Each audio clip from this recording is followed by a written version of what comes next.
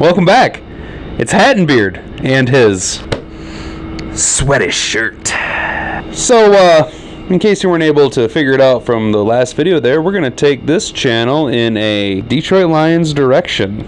God, why do I feel like this is going to be a huge mistake? Welcome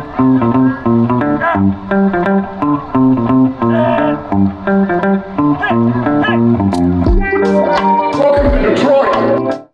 Alright guys, so based on the intro there, and if you couldn't put it together with the trailer that I made on the last video, I've decided that I want to talk about the Lions. And that's about it. I want to talk about the Detroit Lions. Not only am I a lifelong Lions fan, but everything's coming up Detroit, you guys. We got the draft coming next year. We got Hard Knocks in camp this year. And based on the product that I've seen on the field last year, this is an entirely different regime.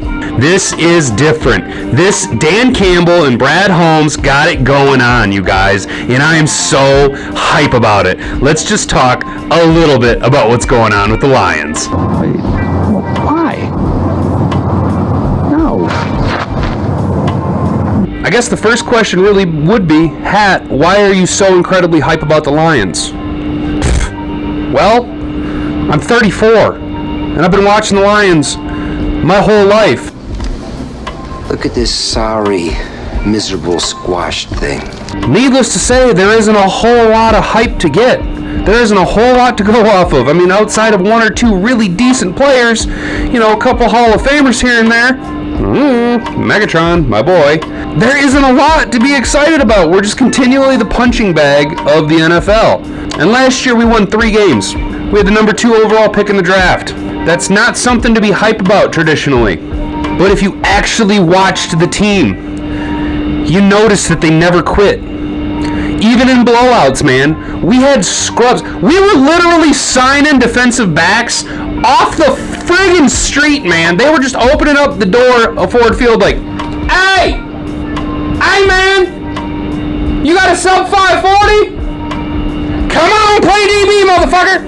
And it starts with the front office. Well, really, it starts with Sheila Hamp. I mean, she's the one who made the change. When she took over as owner, she decided she was going to completely change the culture. And now we have Motor City Dan Campbell calling the shots as the head coach, and the former head of scouting in his second year as GM for the Lions, Brad Holmes, who, if you look at our draft last year, clearly this guy comes from a scouting background. If you look at our draft this year, not only did he completely get one over on the Minnesota Vikings and just stick it in the Packers' eyeball, man. There isn't a person drafted on our team that I don't see couldn't make the final roster, if I'm being honest. Short of maybe the tight end if he doesn't come back from injury. I can't think of his name. I think it's Mitchell something right now. But our picks, I mean, we're getting good quality, as we say around here, Dan Campbell guys, man. We got these high-energy, hard-working guys that on film look good. I mean, Aiden Hutchinson was the number 2 overall pick, and all of the reports coming out of camp are, holy shit, this guy is way more athletic than we thought he was based on the tape. That's a good thing, guys. That's a good thing. I do have a couple of really bold predictions. I have 3 bold predictions, and you can't have one happen without the other if you ask me. In my opinion, these are my 3 bold predictions. Dan Campbell wins Coach of the Year. Aiden Hutchinson wins Defensive Rookie of the Year. Jeff Okudah wins Comeback Player of the Year. And here's why. Here's why I say this. Look, these 3 things are all interconnected. What the hell is that? What is your motto here? Let me just break down these 3 things for you guys real quick, okay? 1, Dan Campbell cannot become Coach of the Year without a very successful defense. In order to have a very successful defense, either one of 2 things has to happen. Either the back end coverage is so good that we're getting a tremendous amount of sacks, okay, which means Aiden Hutchinson is just having himself a season, or we're getting so much pressure with our front 7 that our secondary makes a ton of turnovers from just forced pressures and bad throws, okay? Which I honestly think Jeff Okudah could be that guy, man. Look, I know he's injury prone. I know he had a rough start to his career, and this is really his first. Well, I mean, last year would have been his first full season, but this is, barring injury, this will be his first full season. I think he can do it. Why not? Look, why not Jeff Okudah? Why not him, man? Why can't he become Comeback Player of the Year? If one of these three things happens, the other two follow suit. Do you see what I'm saying? You can't have one without the other. It's like a triangle. You know what I'm saying? So bold predictions coming right out of the gate. Dan Campbell, Coach of the Year. Aiden Hutchinson, Rookie of the Year, Defensive Rookie of the Year, and Jeff Okudah, Comeback Player of the Year. Is that a fact? That's a fact. All right, now that I made a really ridiculous, bold prediction, let's get into the win-loss total. All right, so I'm not going to give a flying frick about the preseason because any fan of the Lions in 2008 knows that the preseason doesn't mean anything. 2008 was the year that we went 0-16 in the regular season, but we were undefeated in the preseason. We went 4-0. So, look, I don't give a crap about the preseason, okay? If you really are gonna tell me that the preseason, look, man, tongue jack my shithole if you think that the preseason record holds any implication on the regular season. The preseason is to watch very specific position battles and see how players are developing to get an idea of what we have come the regular season, okay? So we're gonna take the whole preseason record and just whoop right out the old window there. Bye-bye, bitch. We don't need you. I realize, you guys, that I am so drunk on the Lions Kool-Aid. Bam! Peanut butter and jam!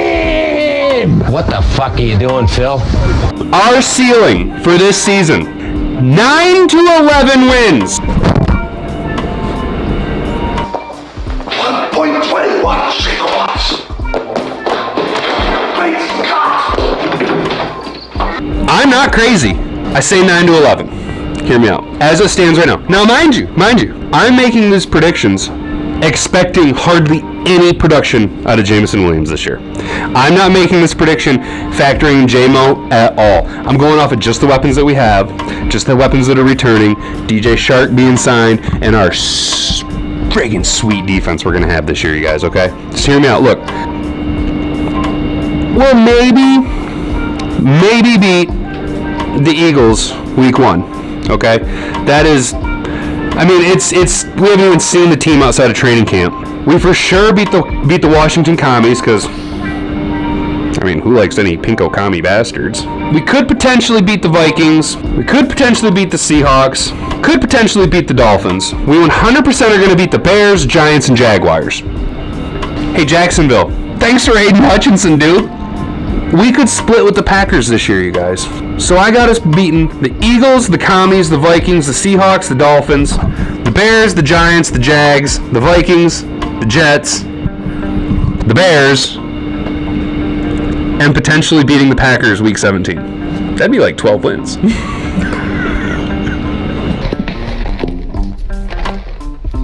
Trust me. That's like not only do the Lions win the North, but we're like in contention for a first round bye. Worst case scenario, we win 4 games.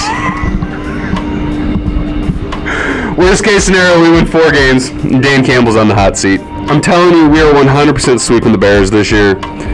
And we're definitely beating the Giants, and we're definitely beating the Jaguars. Again, Jacksonville. Dude, thank you for Aiden Hutchinson. Thank you so much for Aiden Hutchinson. You Florida idiots. Oh my God.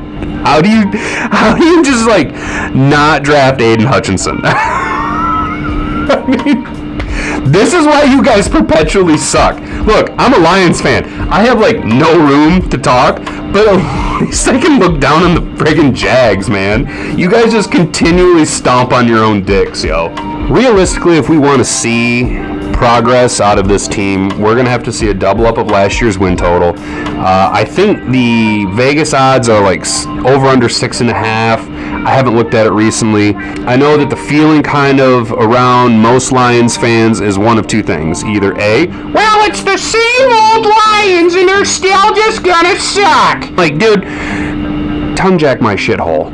Or it would be nice to go, 12-5 and be in contention for a first round bye, but that's just not gonna happen. Okay, I realize it. I'm drunk on Lions Kool-Aid. I'm absolutely shit-faced hammered on Lions Kool-Aid.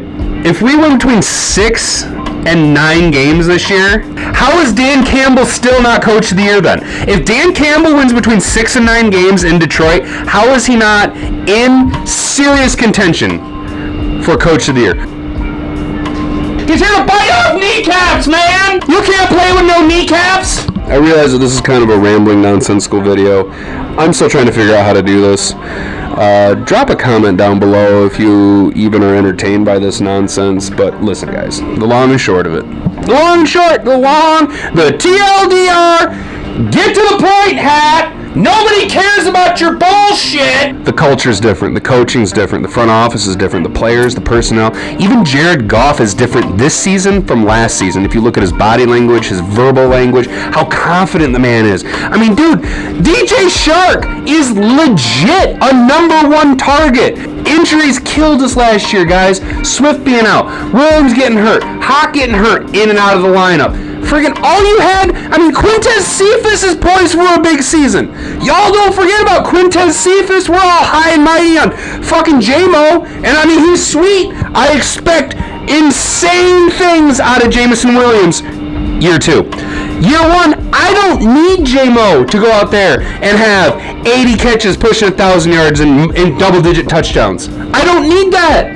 Because there's plenty of other weapons at Jared Goff's disposal. And furthermore, we'll get into this in other videos. Furthermore, the Detroit Lions on offense and on defense, they need to lean into your strengths. Dude, if you're going to be a successful team in this league, you need to identify your strengths and you need to lean into your strengths. And the Lions' strengths on both offense and defense are our sweet front 5, and on defense our front 4.